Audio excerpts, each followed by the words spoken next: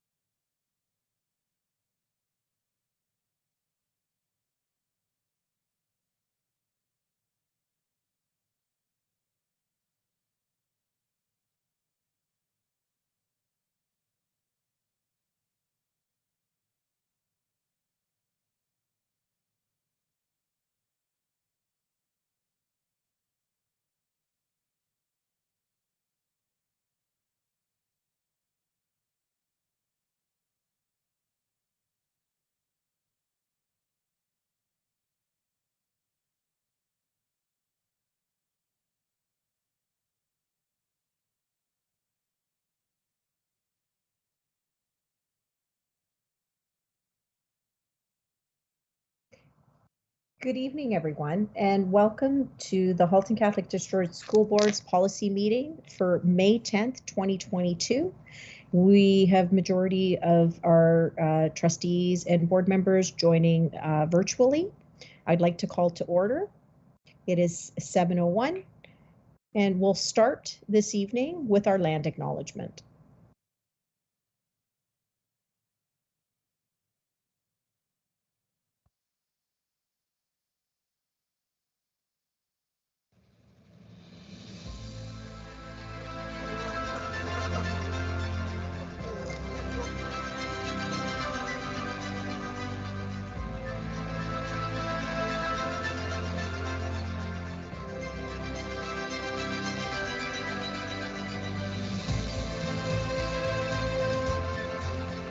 Halton, as we know it today, is rich in the history and modern traditions of many First Nations in the Métis, from the lands of the Anishinaabe to the Attawandaron, the Haudenosaunee, and the Métis. These lands surrounding the Great Lakes are steeped in Indigenous history. As we gather today on these treaty lands, our Catholic social teachings call us in solidarity with our Indigenous brothers and sisters to honor and respect the four directions: lands, waters, plants, animals, and ancestors that walked before us. All these wonderful elements of creation exist, gifted to us by our Creator God. We acknowledge and thank the Mississaugas of the Credit First Nation for being stewards of this traditional territory.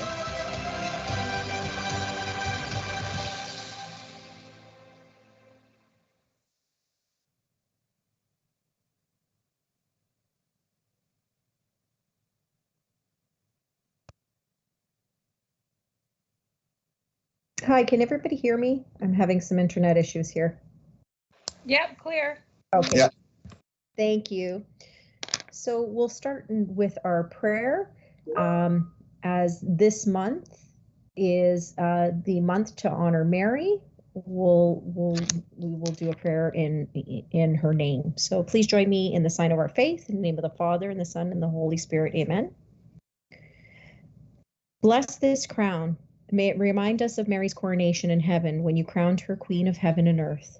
Through the prayers of the Blessed Mary, ever Virgin, whom you have given us for our Mother and Queen, grant that we too may share in the fullness of your grace. Through Christ our Lord. Amen. Father, Son, and Holy Spirit.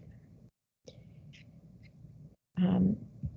Thank you, everyone. And moving right along with our agenda, we will start with item number 2, approval of the agenda. May I have a mover?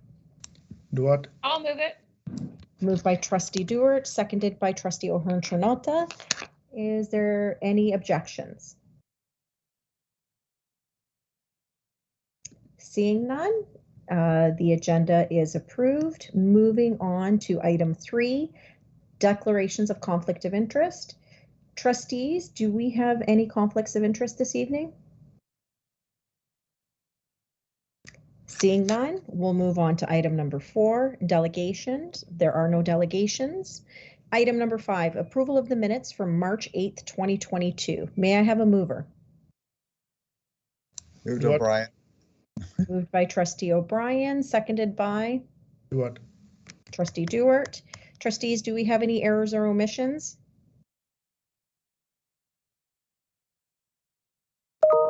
Seeing none, anybody opposed to the approval of the minutes for March 8th? Excellent. Moving right along, the minutes have been approved. Moving on to item number 6, action items. Item number 6.1, I-30 video surveillance. Steve, may I have somebody move that the policy committee, the policy committee recommends that policy I-30 video surveillance be forwarded along with amendments to the May 17th, 2022 regular board meeting for approval. Moved O'Brien. Moved by Tim O'Brien, seconded by? I'll second it. Trustee O'Hearn-Trinota, thank you. And we have Mark Grishek, our Manager of Privacy and Records and Information Management, with us this evening. Mark, do you want to take us through some of the changes that have been proposed to the policy? Absolutely, and through you, Madam Chair. The updates for this policy are basically we've removed the redundant information to improve readability. We've updated the references and definitions to include current resources and new language. Information that were in the principles have been moved to the requirements, and also includes updated language, and responsibility section has been added and includes updated and clarifying language. Are there any questions? Thank you, Mark. Trustees, I'll open the floor. Are there any questions with the changes? We'll get the policy up in 1 second, if that's possible.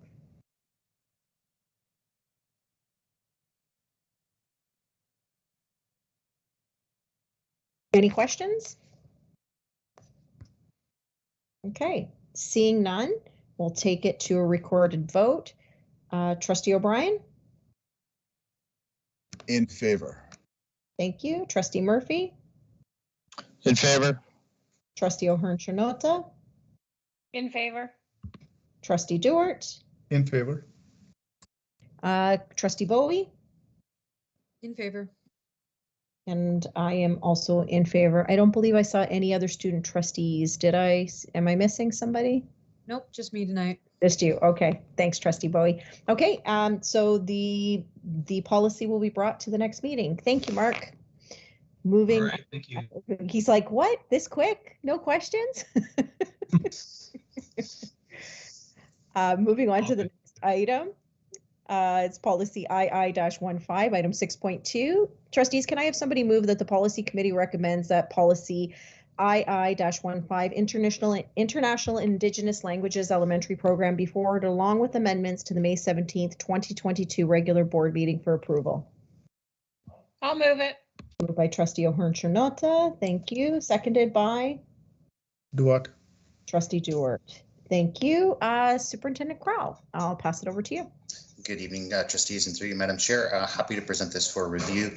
The changes that were made were changes really to the name of the policy, and the policy name sort of comes from updated language from the Ministry of Education, as is found in the 2020-2021 GSN technical papers.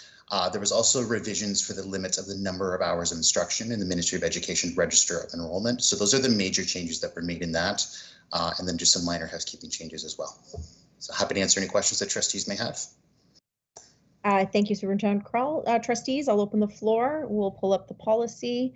Trustees, do we have any questions?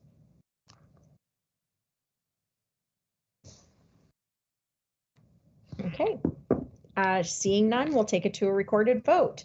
Trustee O'Hearn-Chanota. I'm in favor. Thank you.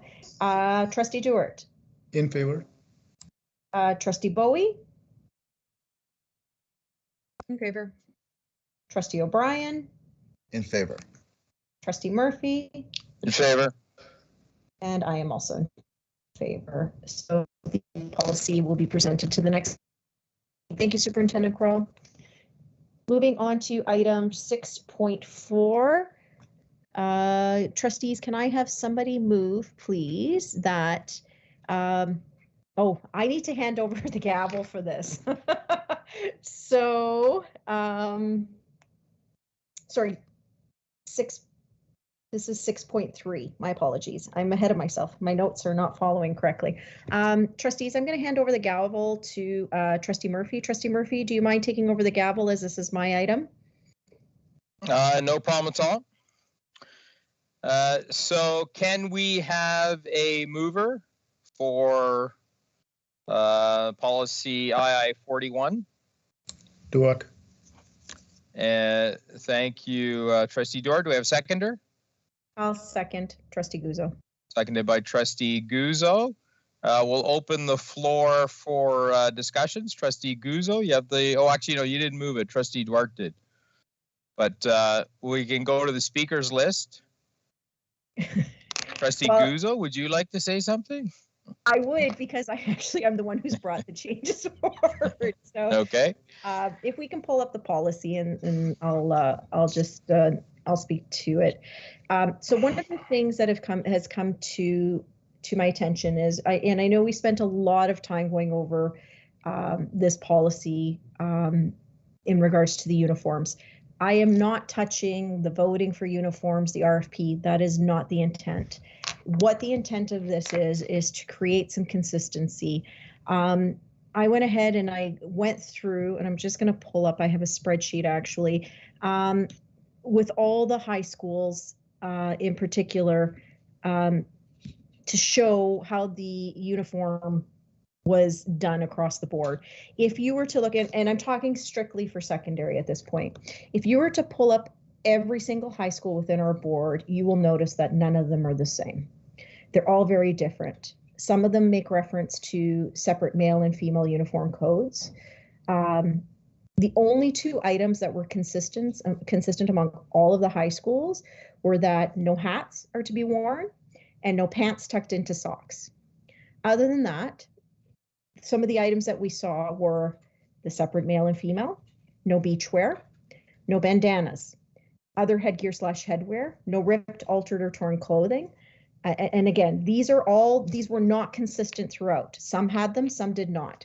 No chains, dog collars, studded jewelry, no tank, halter, crop, midriff, cut off shorts, no bare shoulders, no bare midriffs, no spaghetti straps, all black shoes, no gang colors, pants to be worn at the waist, shorts must cover to mid-thigh when seated. There's a couple of concerns that have come up. One is, who do these rules apply to most? They are targeted to our female students. A lot of the language that is used is outdated, and the fact that it's inconsistent. The other inconsistency that was found was that some of the schools actually say that if you're not in uniform, you'll be removed from class. Now, I couldn't find anywhere in our uniform policy here that says that you will be removed from class. I do know that progressive discipline is one of the things in some of the high schools. So again, it's about consistency and who are we targeting? So if we scroll down, okay, so can we scroll down just a little bit more? I'm going to go back to this part because that's a different issue with the uniforms. Keep going, keep going, keep going, keep going, keep going, keep going, keep going, keep going. I'll let you know when to start. Stop.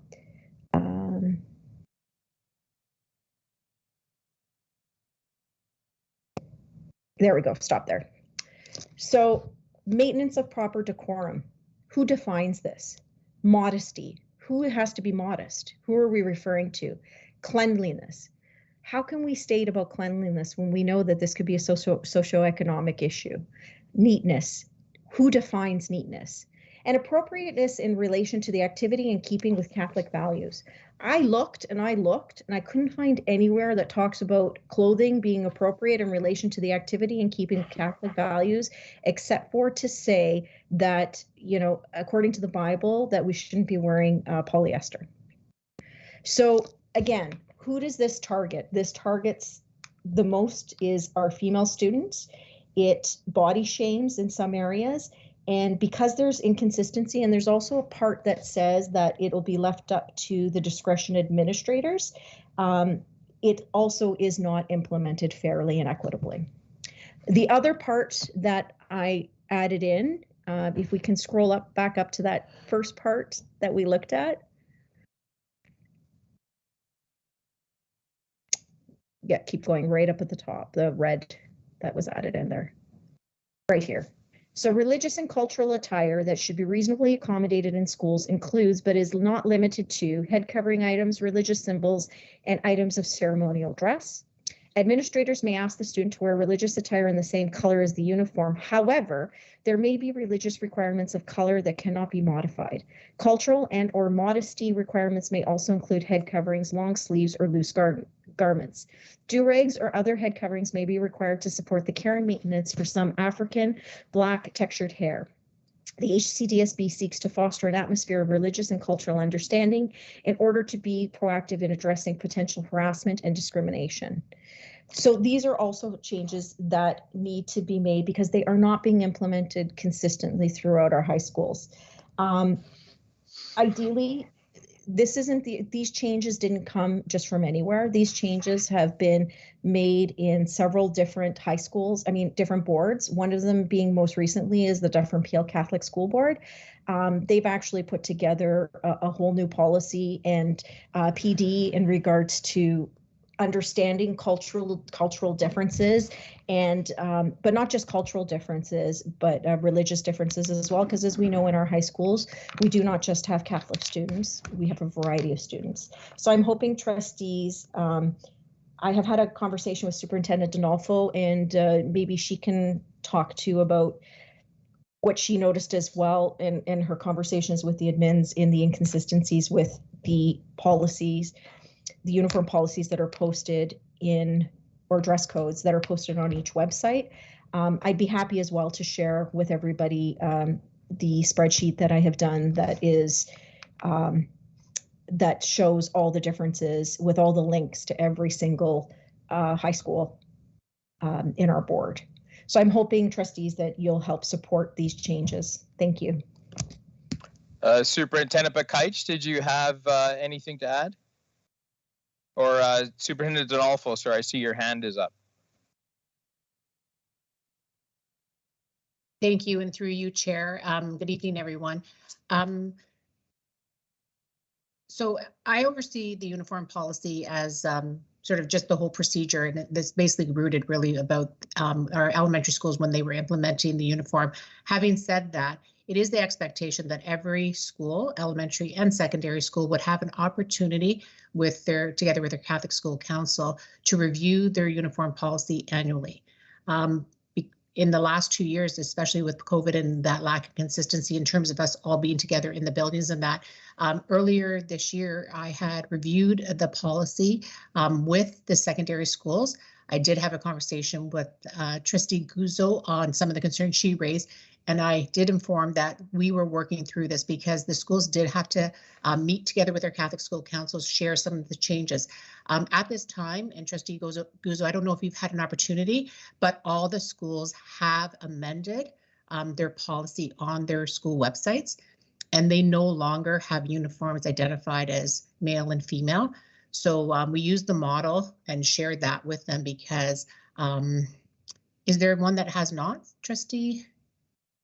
Sorry, Superintendent Donalfo, I've gone on to the links and they're not all changed. They all still show the stuff that I had identified. Now the male and female might be changed, but that's correct. That's the piece. So not the changes, because they would not be aware of the changes that you were bringing forward tonight. What the work is, what I was aligning them to, we were using, because last year it was Notre Dame High School who did the sort of the update of the uniform policy. So I'd asked them to, together with their councils, to review them. So they're doing that work. Having said that, all the changes that you have brought forward this evening, that will direct, but know that that component of the male and female and some of those things may not be, but they were moving towards that. And again, with the changes that you've brought forward this evening, it's more, you know, if this is what the will of the trustees is for this, then they will act accordingly for that. Thank you. So on our speakers list, we have Trustee O'Hearn-Chernota, followed by Trustee O'Brien, followed by Trustee Duarte. Trustee O'Hearn-Chernota, you have the floor. Thank you, and through you, Mr. Chair. So first I need to talk about process. So usually for policies that come to us at the policy committee, I believe there's a process where a committee goes through all the policies. So I guess, Trustee Guzzo, I'll direct that to yourself. Did that happen in this case for this policy, or did you, how did it get to us with these changes, and who did you confer with, I guess is my question. Trustee Guzzo, you have the floor.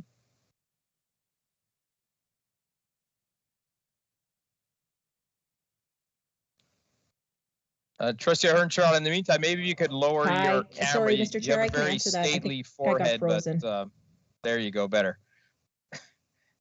Sorry, Trustee Guzzo. I was just directing Trustee O'Hearn-Chernota how to use a camera on her laptop.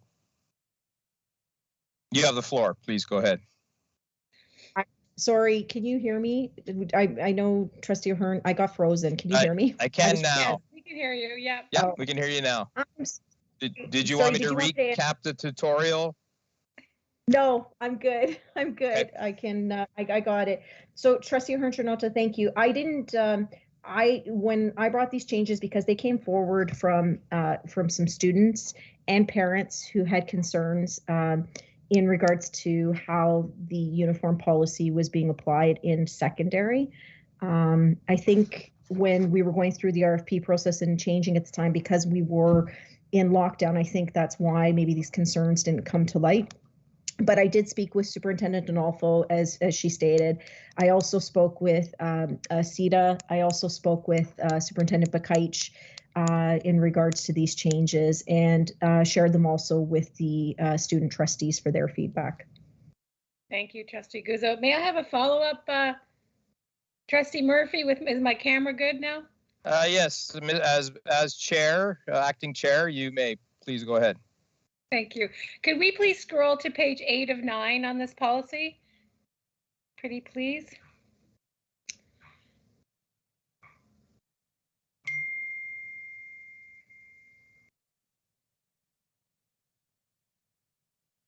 Perfect. So that bullet point there that talks about the principal of each school has a discretion to determine whether a student is in violation of the school uniform. So that is all removed. Could I ask a question through you, Mr. Chair, to Trustee Guzzo, whoever would wish to answer this, why that whole paragraph is taken out? Certainly, Trustee Guzzo, you have the floor. Thank you, Mr. Chair. The reason why that was taken out, Trustee Ahern-Trinota, is I've got a couple of examples. One of the examples is if you go from policy to policy from each high school, some of the high schools say that progressive discipline will be followed if you're out of uniform. Some say that they'll remove the actual student from the class, which I know has been a concern for students. Is if they have a uniform violation, they're actually removed physically, like they're not allowed to attend class. Which we don't see anywhere in the policy. The other piece was we had an incident where, there was a student who, at one school was allowed to wear a do-rag, and in another school, students were told they couldn't and were actually disciplined for wearing do-rags. And I'm talking about students who would have actually needed to wear them for cultural reasons and for basic care needs of their hair. So that's why. And the reason why is because each individual school has that piece that says it's up to the discretion of the principal. You see that it's implemented different at each school, which it shouldn't be. It should be consistent across the board. So as soon as you allow the discretion, if we didn't have these pieces to bring forward, then I would say obviously it's working. But the fact that we have these pieces and these examples that we can bring forward show that discretion should not be where children or students are removed from the classroom for a violation. The progressive discipline, yes, needs to be followed, but why are we removing our students from class? And it's not all the schools, it's only some of the schools that do that. So because that piece that says it's the principal of each school has discretion to determine whether a student is in violation of the school or not. Okay, through you, Mr. Chair, I have another question, so I'll go back in line, okay? Okay, thank you. Trustee O'Brien, you have the floor. Thank you, through you, Mr. Chair, and thank you, Trustee Guzzo, for these suggestions. I have to respectfully disagree with you on some of them, though. For example, the statement that modesty is targeted to our female students. I work in an environment that's 98% male. We do have a dress code, and the dress code is strictly related to modesty. For example, no bare chests, and it's strictly enforced. So I don't see that as a targeted to female word. I don't feel comfortable in passing these changes with that removed. I think it is a Catholic value for men and women, for the reasons I've stated. And the statement about the principals, I see there is a lack of consistency, but from my years of experience in education, I think you need the principal to have the final discretion to make those decisions. Somebody has to. Otherwise, it won't get done. So instead of taking away the principal's power, I think there's a better way to deal with the lack of consistency. Maybe more PD with principals. So those 2 points, and I don't feel comfortable with those 2 removals. Thank you, Mr. Chair. Thank you, Trustee O'Brien. Up next, we have Trustee Duart. Through you, Mr. Chair. Question here. When we talk about uniforms, with the school councils are generally heavily involved with their communities. My question here is, were school councils consulted regarding these changes, and what do parents think about these changes? So can Trustee Guzzo provide some information on this? Trustee Guzzo, you have the floor. Thank you, through you, Mr. Chair. We're not looking to change the uniform, Trustee Duart. That's not what this is about. This is about how the uniform policy is monitored and carried through in the high schools, in our secondary. Sorry, hold on.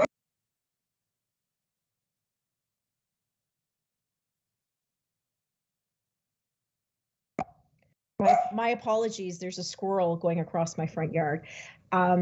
It's not about changing any of these, and by no means am I looking to change any of the uniform policy in what students are wearing. It's about how it's monitored in the actual school and what is appropriate and what isn't. And I know Trustee O'Brien doesn't feel that it's targeted to females, but it actually is. Like, if you look at no tank, halter, crop, midriff, cutoff shorts, no bare shoulders, no bare midriffs, no spaghetti straps. For the most part, historically, those have been targeted to females. Shorts must cover to mid-thigh when seated. Again, it's not unheard of to know that those are targeted to our female students. So the point is it's the uniform dress code and how it's maintained within the schools. And if there's consistency, Trustee Duart, I'm not looking to change the our parent council our school council still has the ability to what the choices are, their sweat tops, their colors, whatever pieces are, that's not what's being changed. But this came from the students. And the other pieces is again, and maybe Trustee Bowie can speak to it about, the enforcement and that it doesn't come, like, how it impacts our students. So that's really what we're looking at. We're not looking to change or to take any of the parents' rights away or information away. Thank you. Mr. Chair, I have a comment on that and another question. Yes, you can ask your question or your comment, whichever. So my comment was on what Trustee Guzzo said was, my thinking is that parents have a stake in this, students have a stake in this, yes, but I'm feeling that a parent council should have been consulted on that. So that's my point of view, and that's okay. But my next question is, if you scroll down this list and the changes that are there, there's one item on cleanliness and go further down, cleanliness and neatness. These are basically standard expectations. So what is the reason for deleting these items? Like, everybody is expected to be clean, male and female. Neatness, these are standard things. What's the reason for deleting those items? Trustee Guzzo, you have the floor. Absolutely. As I stated earlier, cleanliness and neatness. Neatness is, again, it's subjective. It's not objective. It's based on whoever is monitoring the student's appearance. One could argue cleanliness if I have a white golf shirt and that's part of my uniform and it's stained and I can't afford to wash it on a daily basis, or it gets dirty and I am pulled aside because of cleanliness. That one could argue that could be a socioeconomic piece, and same with neatness. Are we expecting some of these kids to make sure that their uniforms are pressed daily? Again, we are assuming that everybody has the access to the same items and same abilities throughout our board, and that is an inequitable thought and expectation, because we cannot assume that every student has the same access. Does that make sense, Trustee Duart?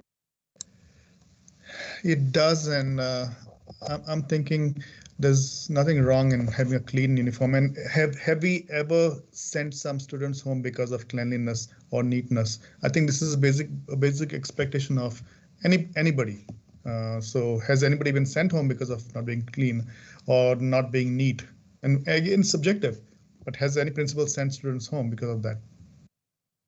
Maybe, I don't know, is Sita is here, maybe Mr. Chair, if that's okay, if maybe she can address part of that, if she has, I don't know, I don't mean to put you on the spot, but if you can maybe articulate what I'm trying to articulate, maybe I'm not articulating it well enough. Certainly, Sita, you have the floor.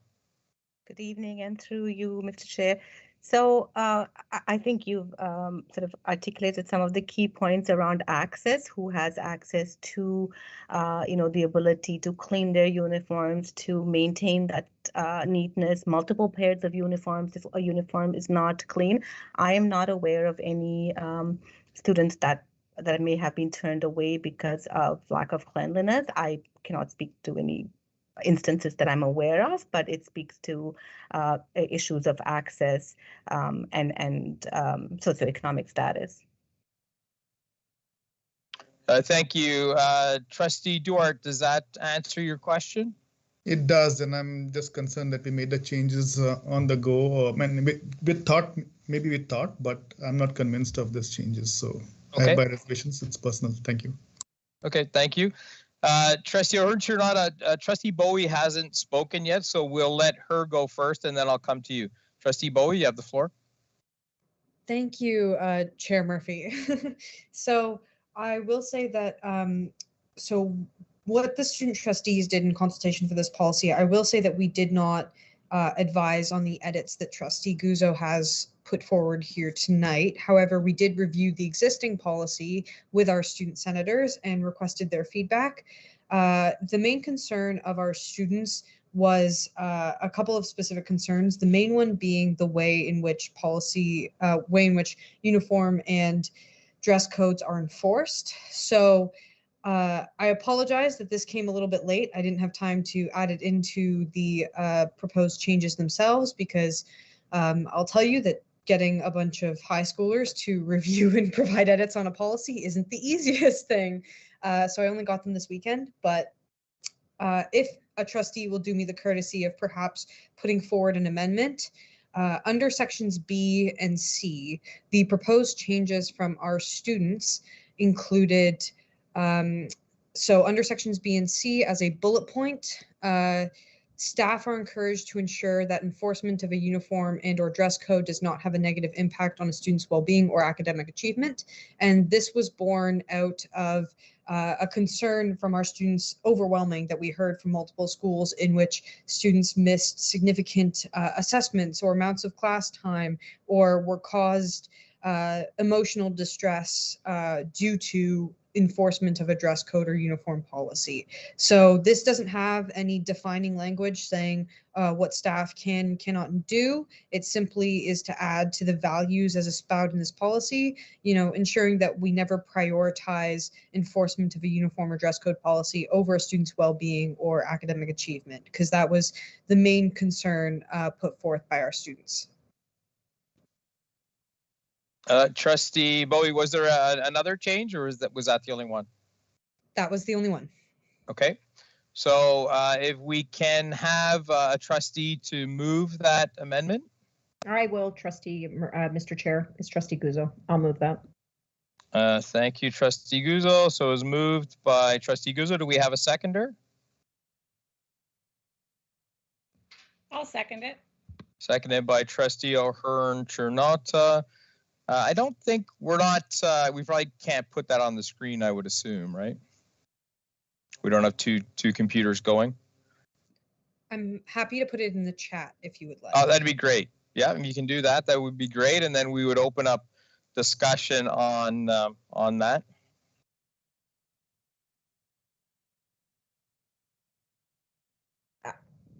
I don't need to add any discussions. I think with Trustee Bowie's recommendations, I think it's pretty clear. It shouldn't impact our students' achievement or well-being. So I'll ask do we have consensus that we can make that change? No. Is anybody opposed to making that change? I am. You are? Okay. So then we'll go to discussion.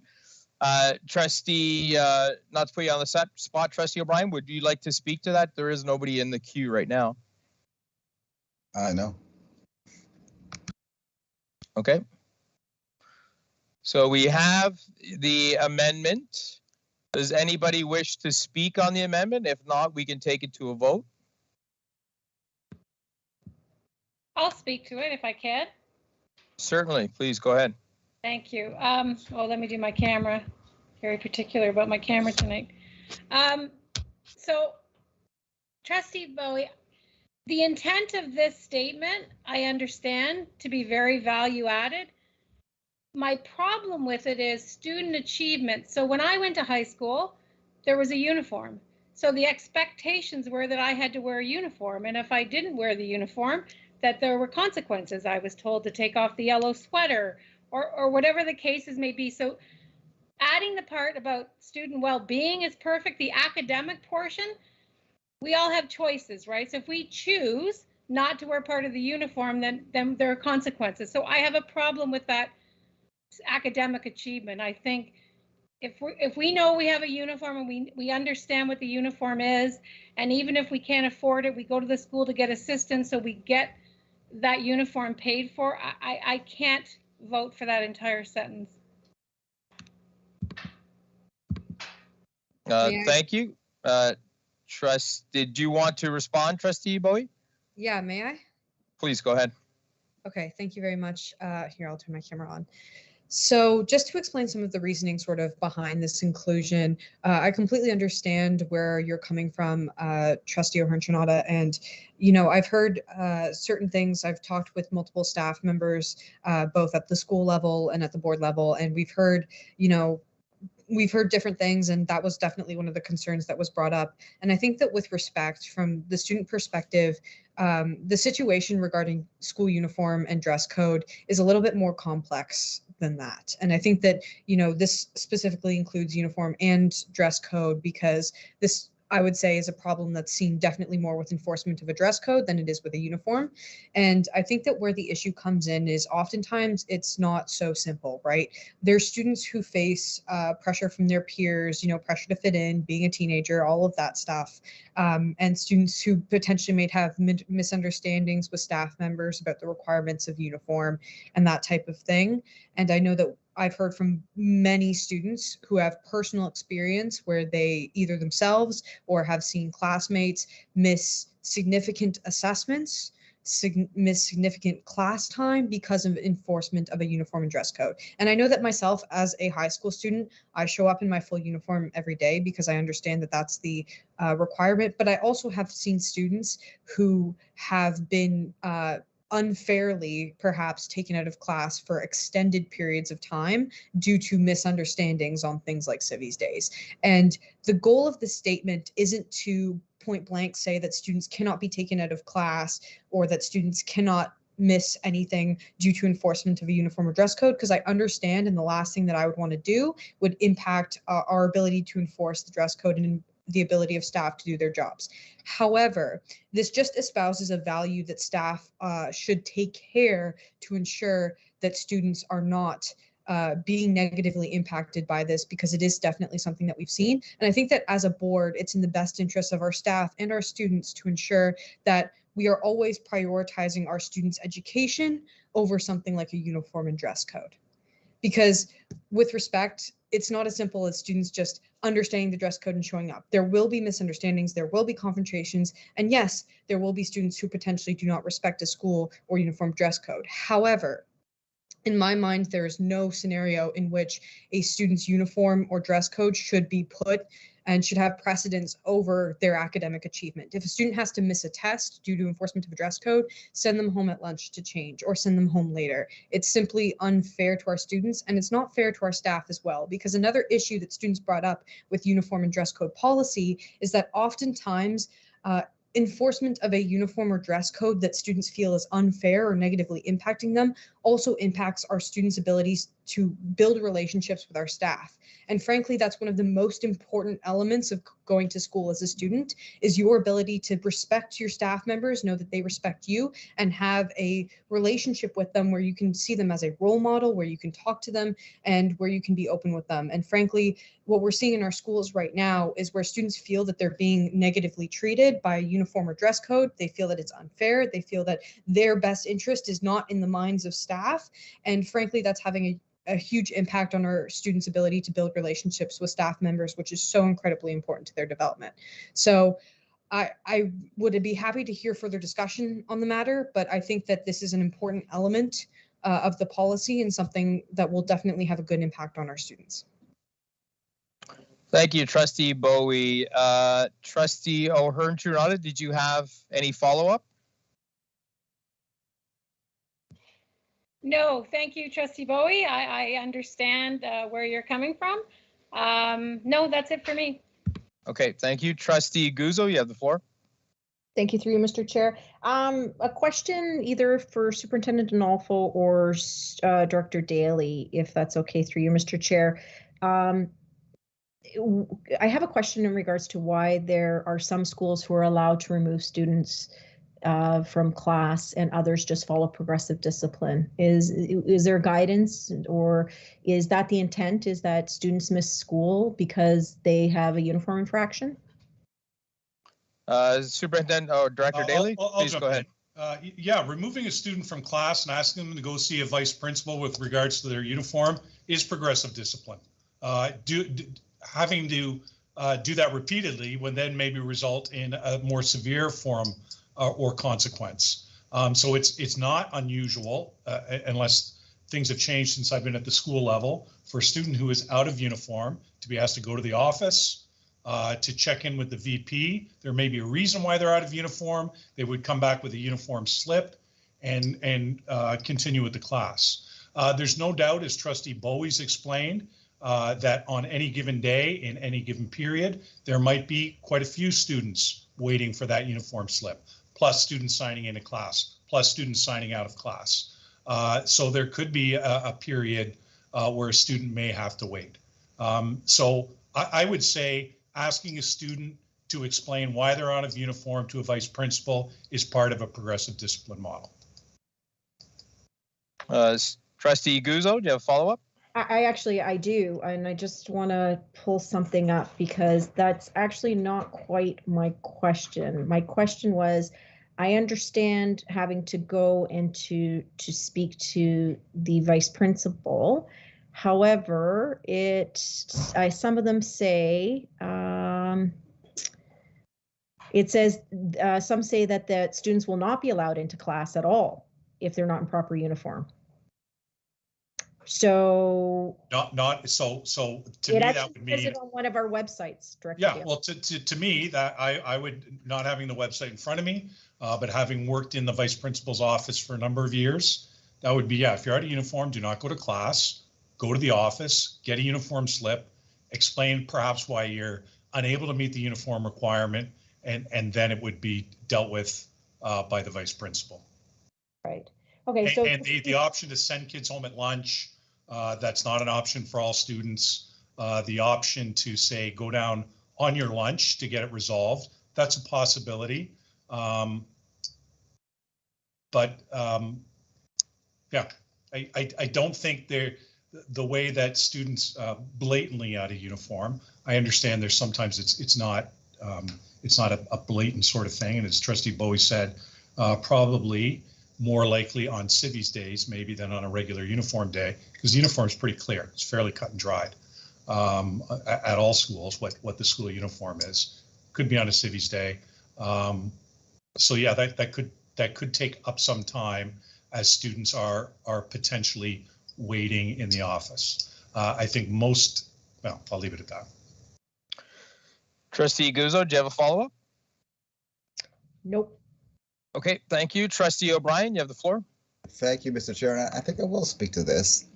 This amendment, it seems quite subjective. Staff are encouraged to ensure that enforcement of a uniform or dress code or policy does not have a negative impact on students' well-being or academic achievement. I can see a student just saying, well, having wearing uniforms affects my academic achievement. It's so subjective. And also, Trustee Bowie is bringing this up without any concrete data of how many students you surveyed. We don't know who she surveyed. So I'm not feeling very strong about this amendment. And if you look at the purpose of this policy, it says to promote through the implementation of a school uniform dress code or school dress code, a safe, inclusive, and positive learning environment consistent with the mission of the governing values of the Halton Catholic District School Board. I mean, the intent is already there, so I don't see a need for this amendment at all. Thank you, Mr. Chair. Thank you, Trustee Bowie. You have the floor. Thank you. I just wanted to give a little bit more, perhaps, of a background as to maybe sort of in response to the comments made by Trustee O'Brien and Director Daly. I think that, first of all, the intention of this amendment is not at all to mean that students cannot be sent down to the vice principal's office if they are out of uniform. That's not at all, because I know that was a concern.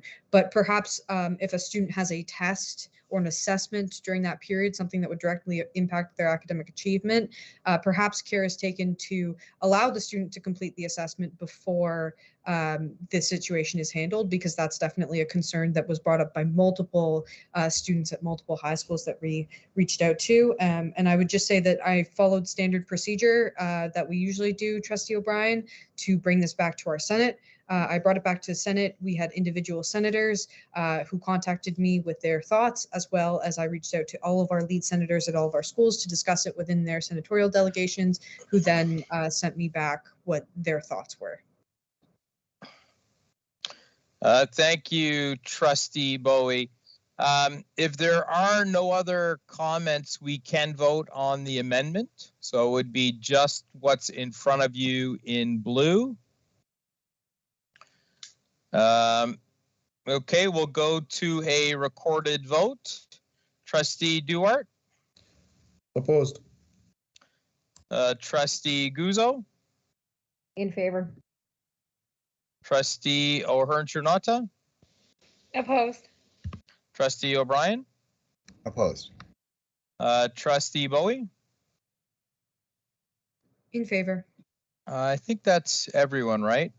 So we have 3 against, so you won't be able to get a majority, so that amendment fails. We'll go back to the main motion. On the speakers list for the main motion is Trustee O'Hearn. Chernota. I like the pause because it's more dramatic. Thank you. Through you, Mr. Chair. So I love all the other additions to this policy. I think it's keeping up with the language, it's inclusive, it's making sure that we're covering all our bases, but I do have the issue where the principal, someone needs to be able to enforce a policy. So if we're going to create a policy, whether it's uniform or health and safety, whatever that may be, someone needs to spearhead that enforcement. So a lot of the things that I'm hearing coming forth, maybe it's a training, for consistency across the board, but to pull that responsibility, I think potentially would be a mistake. So I would like that to be removed and something may be added in regards to training or consistency through the superintendent of schools with their principal. I don't know if that's a comment or a question or both together. Thank you. Director Daly, I see your hand up. Is that relating to this or did I miss it previously? It is relating to the same point. I was just going to suggest, because in that section, whether it comes out or not, the principal does have the responsibility to enforce policies at the school level. That's their job. But if it is if the issues with the discretion part, I mean, it could read the principal of each school has responsibility to enforce the school uniform dress code.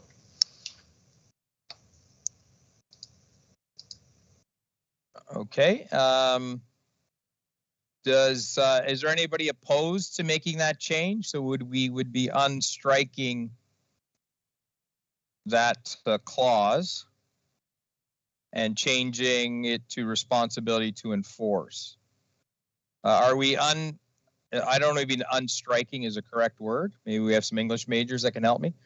We are unstriking out the entire clause. Is that correct?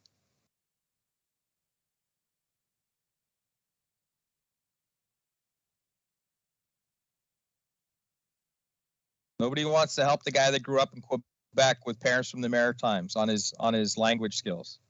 We're going to re-implement the item that was previously struck. Perfect. It's nice to have somebody on this ledge with me. I like to be on the edge with you, Patrick. I'm okay. I have no objection to this. Okay. So is there anybody opposed to this? If not, it would be considered a friendly amendment. No, I'll ask again. Anybody opposed to the changes in blue? Doesn't look like there are. Oh, I see a hand up. Let's see whose hand that is. That is Superintendent Cordero. You have the floor. Yeah, I'm not objecting or anything else, but it looks like whoever's editing is now editing. It was a repetitive statement there, and I just wanted to make sure that that was identified, because in the first edit there, it did say the principal of each school has the responsibility to enforce. It made the statement twice, so it's corrected now. My apologies for interjecting. No, we're always welcome to have grammatical and other linguistic changes from a person who can't spell. Okay, so if we don't have any other questions, and let me go back to the speakers list. Trustee O'Brien, you have the floor. Thank you, through Mr. Chair. I had a question. I still respectfully disagree with Trustee Guzzo's striking out maintenance of proper decorum, modesty, cleanliness, neatness, appropriateness in relation to the activity in keeping with Catholic values. So if I wear a swastika on my shirt, that's okay. I mean, and as Trustee Duarte said, cleanliness and neatness, we want to take out those values. And I will reiterate again, the modesty is a Catholic value. It's in the Bible, and it does apply to male and female students. Absolutely.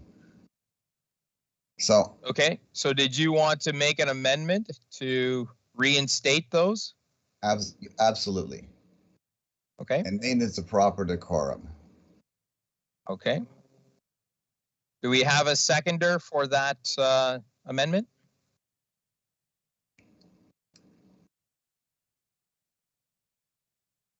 I'll call for a seconder again to the amendment.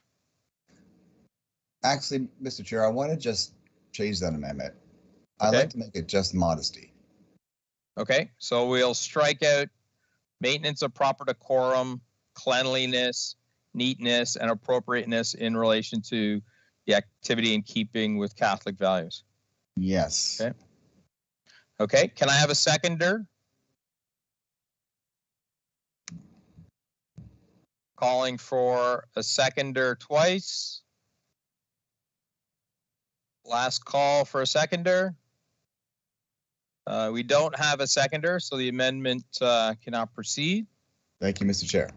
Thank you. Trustee O'Hearn-Chernotto, you have the floor. Thank you, and through you, Mr. Chair. I just needed to comment on these bullet points that are being stricken out. I think that we have great staff. We talk about it all the time. We have great principals. We have great admin. That I think if we have a child in one of our schools that is dealing with an issue that comes out, you know, in the way they're wearing their clothes, or let's say the neatness, I think it'll be a different discussion by a CYC, let's say, than a uniform policy. So I am completely okay with taking this out, because I think it'll go another avenue where a child is struggling. It will be dealt with very professionally in our schools by our CYCs and our admin. So I'm fine with taking this out. Okay, thank you, Trustee Duarte. Mr. Chair. Yeah, I have a slight concern with neatness and cleanliness too. Let me ask a question, Mr. Chair, to Director Daly, again regarding this, and I'm stuck on this for reason because I believe a uniform is a uniform to be worn with the purpose it's intended to be worn. How do we determine what's clean and what's neat? And this has been in the policy for the longest time, and nobody has said anything about this. So, Director Daly, is there any standard for this cleanliness, neatness? It's subjective. How do we? It's been there for a long time. How has staff been implementing that? Director Daly, are you able to answer that question? Well, I can. Whoops, the camera on here. I can try to. So, in terms of the neatness, I think that's probably evolved over time. At one time when kind of Oxford button-up shirts were part of the uniform, we said that students should have the uniform tucked in. And then that may have gone by the wayside, or golf shirts, you should have the uniform tucked in. And then in consultation with kids at school, well, maybe we could buy the golf shirts that, don't hang as low and they could. So I think it's the neatness part. There is some subjectivity to it, to be quite honest. I think that's evolved over time. I think it would be probably more, wearing the uniform in the way it's intended, if that's a way to say it. I mean, cleanliness. I'm only one administrator. I can't think of any time that I was a high school vice principal or principal where a student was disciplined for a shirt being dirty or stained. Would be more likely that, if a student spilled their pop on their shirt at lunch and came to class, the teacher might say, hey, man, do you want to change that? Do you want to see if you can change it? You certainly wouldn't be disciplined, or I can't imagine a circumstance where a student would be disciplined for that. If a student decided to write something on their white polo shirt on the back or on the front that made it not look like a school uniform, I guess that would be addressed, or that could be addressed. But I think it would speak more to those sorts of incidences as opposed to, a student not having a shirt that's ironed, for example. So, Mr. Chair, just a follow-up here. Yes, please go ahead. So, Director Daly, if we remove the words cleanliness and neatness, strike them out the way it is right now, will the principal still be able to use their discretion in making sure the uniforms are up to standard? Yeah, I believe they would, because I don't think they would be, pulling kids out of line because, their shirt or their pants weren't ironed or with a crisp, clean ironing edge on it. I don't believe that happens, but I think, and again, I think in some ways, although it's not as Trustee Bowie said, it's not simple in some regards, but the high school uniform, at least the regular day-to-day uniform, it's pretty clear what it is. It's uniform pants and a golf shirt or a hoodie or a school sweater. If the uniform is a Loyola Hawks hoodie and you're wearing a Toronto Maple Leafs hoodie, you're out of uniform. That's easily fixed. So I don't think striking those necessarily impedes the uniform being worn properly. I don't think having them in there necessarily allows kids to be targeted either, at least in that particular couple of things. Thank you, Director Daly. Thank you. Trustees, do we have any other questions or comments? If not, we can go to a recorded vote. No, seeing that there aren't any, we'll go to a recorded vote. We'll start, I'll go in reverse order from last time. Trustee Bowie. Sorry, are we voting on an amendment or on the policy as a whole? I believe we're voting on the policy as a whole because the other change was a friendly amendment. Okay, thank you. I will vote in favor. In favor, Trustee O'Brien? Opposed. Opposed. Trustee O'Hearn-Ternata? I'm in favor. Trustee Guzzo? In favor? Trustee Duarte? In favor. So the motion carries, and this policy will be brought to the board meeting. I will hand back the gavel to Trustee Guzzo. It's all yours. Thank you, Trustee Murphy. Much appreciated. Sorry to put you on the spot that way. Moving on to item 6.4, policy II-44, student mental health and well-being. Trustees, can I have somebody move that the policy committee recommends that policy II-44, student mental health and well-being, be forwarded to the May 17th, 2022 regular board meeting for approval? I'll move it. Thank you. Trustee O'Hearn-Ternata move, seconded by Duarte.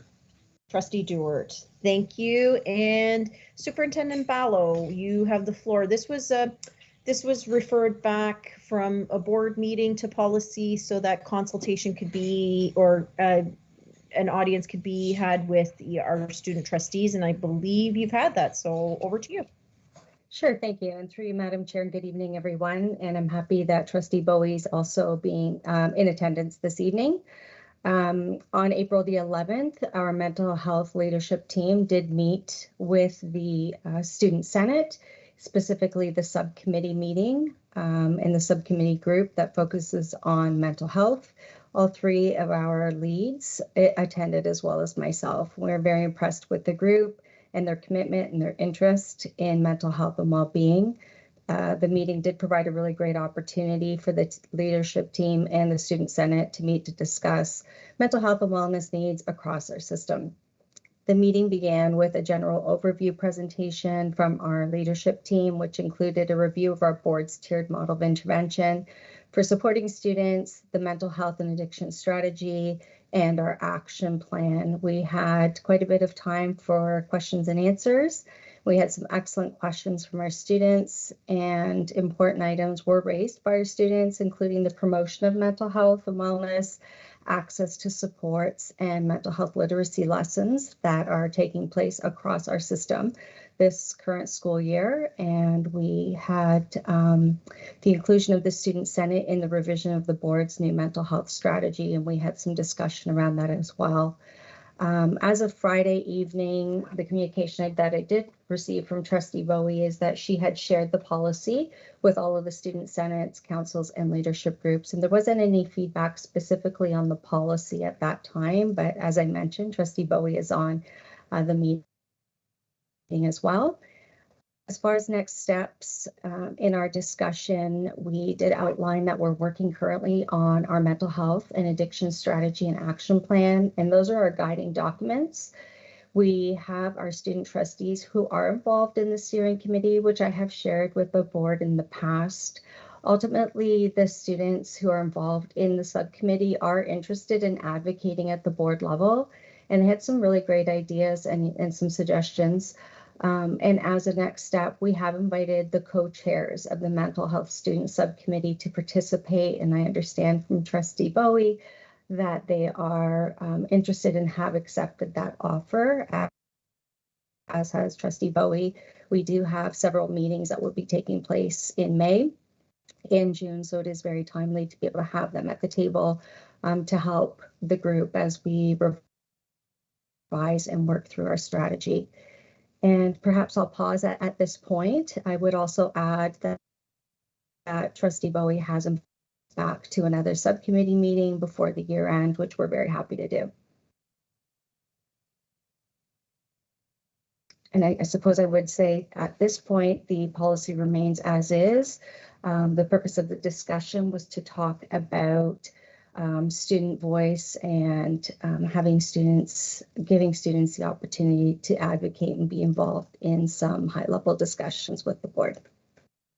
I'm happy to answer any questions.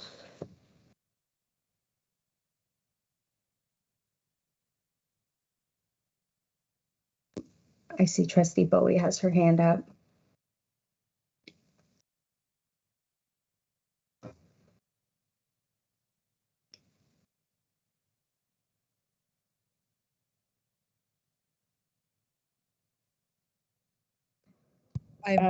Sorry, there I'll you go. jump in. I'll jump in. You can go, Trustee Bowie. Could you hear me speaking? Yeah.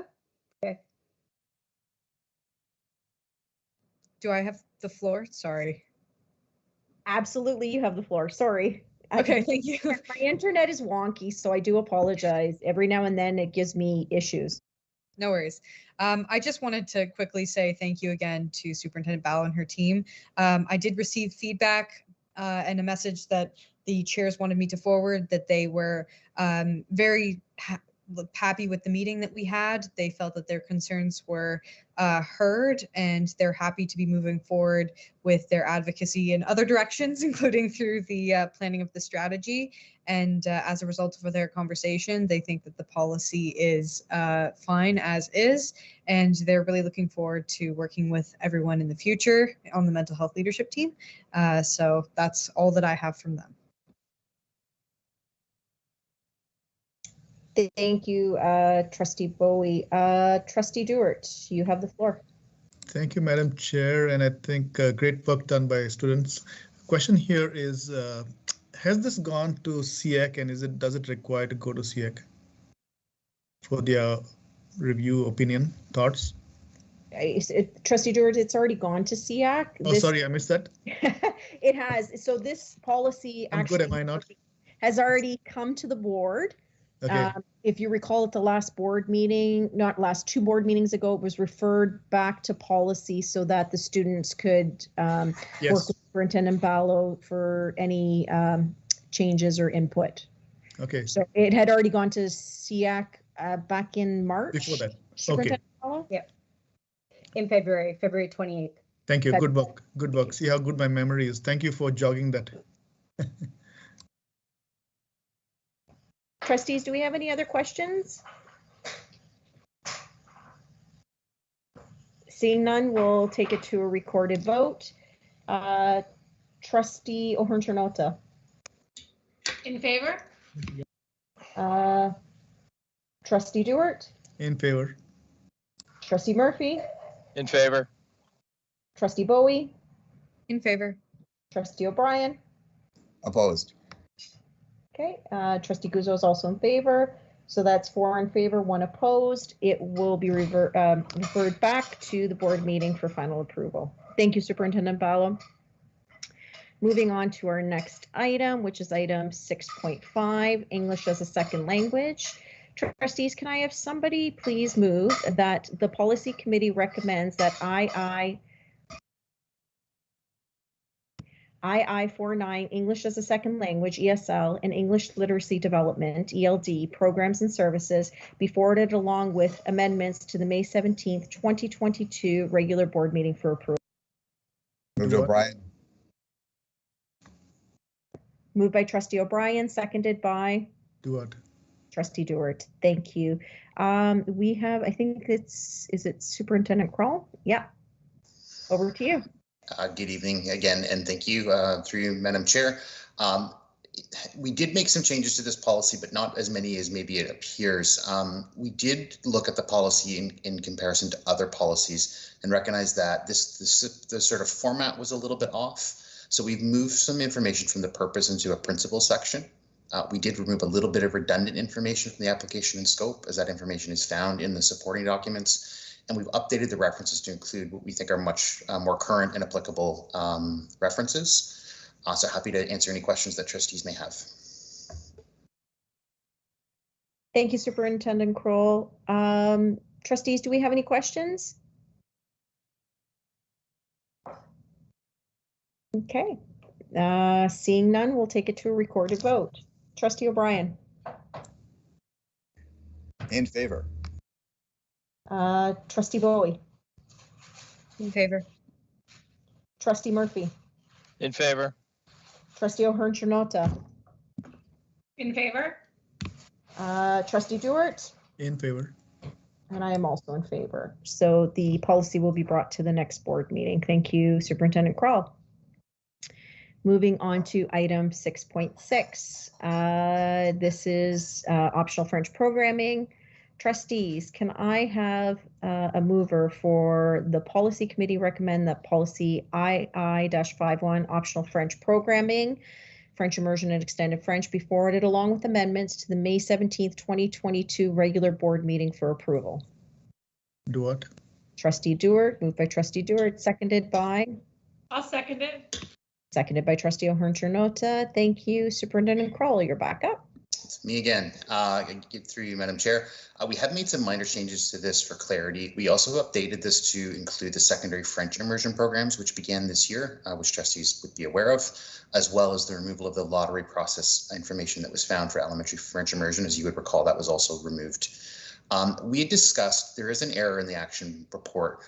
We did discuss removing requirement 7.1 as it's covered in our other transportation policies, but we decided not to. And the reason we decided not to is because we didn't want it to appear that it was being changed or that it is being removed. So we did decide to leave it status quo. So happy to answer any questions that trustees may have. Thank you, Superintendent Kroll. And trustees, just so you're aware, we are starting to see, we're going back through the cycle of the policies that we originally started to review when we first took office. So just thought I would point that out. So trustees, do we have any questions? It's pretty self-explanatory, so we'll move to a recorded vote. Thank you, Superintendent. Oh, wait, I lied. Trustee O'Hearn-Turnota, you have the floor. You didn't think you'd get away unscathed like that. Just a very quick question through you, Madam Chair, to Superintendent Kroll. I did notice in the policy one word was added, and I think it's a fantastic word to add, where it talks about, you know, if a French immersion class needs to be moved at the director's discretion, I'm paraphrasing here, then students that are already there in the school will be accommodated to the best of their ability. So I think, in my opinion, with all the changes, you never know what the enrollment's going to be year after year. The intention is to give some leeway so that the director and his staff is able to move the children to the schools they need to move them to that makes sense, correct? Correct. Yeah, through you, Madam Chair, to Trustee O'Hearn-Turnota, we did have a lot of discussion about that. We did speak with facilities just to kind of in planning services as well, just kind of get a sense. So it is there, this sort of whenever possible. Our intention is never to move students when we don't have to. We put long-term plans in place based on the best information we have at the time to be able to have students stay at the school that they start with, to be able to complete the program. You know, this gives us a little bit more flexibility in the unlikely but possible situation that we do have to make some changes based on changing school sizes. Perfect. And we don't get crystal balls, you know, associated to the school board, so you never know. So that totally makes sense to me. Thank you. Did you have a follow-up, Trustee O'Hearn-Turnota, or is that? No, that's it. Thank you. And if I'm not mistaken, correct me if I'm wrong, but Superintendent Kroll, I believe actually when we removed the lottery, that was part of the motion that said is there will be, you know, it doesn't necessarily mean that the program will continue in the allocated schools. So the policy is in keeping with that and keeping with obviously the operations and being able to deal with enrollment in certain schools, especially those that are over capacity. Correct. Yeah, that's exactly right. Okay. Thank you very much, Superintendent Kroll. Any other questions?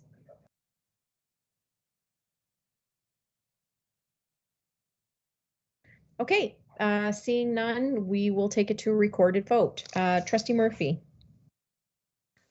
In favor. Trustee O'Brien. In favor. Trustee Duart. In favor. Trustee Bowie. In favor. Trustee O'Hearn-Turnota.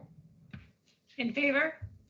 And Trustee Guzzo is also in favor. So the policy will be brought to the next board meeting.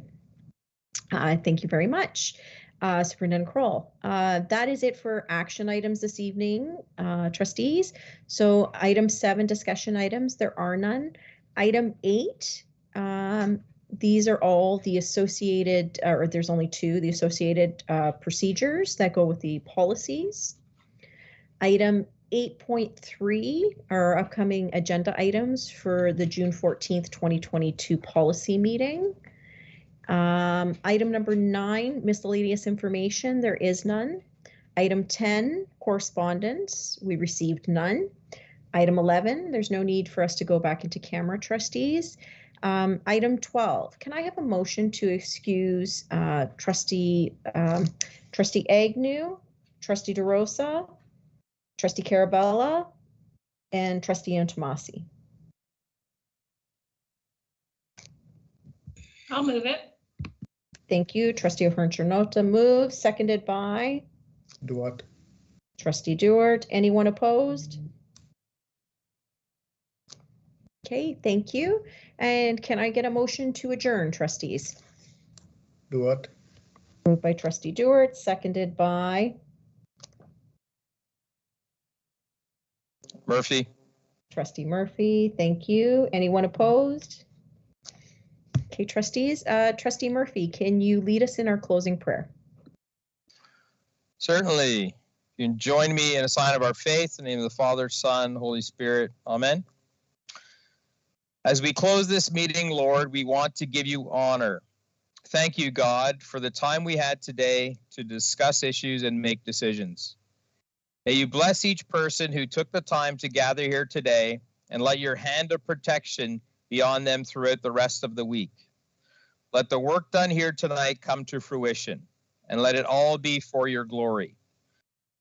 Help us each to do our part to bring the plans discussed to life. Amen. In the name of the Father, Son, Holy Spirit. Thank you. Good night. Have a good night. night. This concludes our meeting.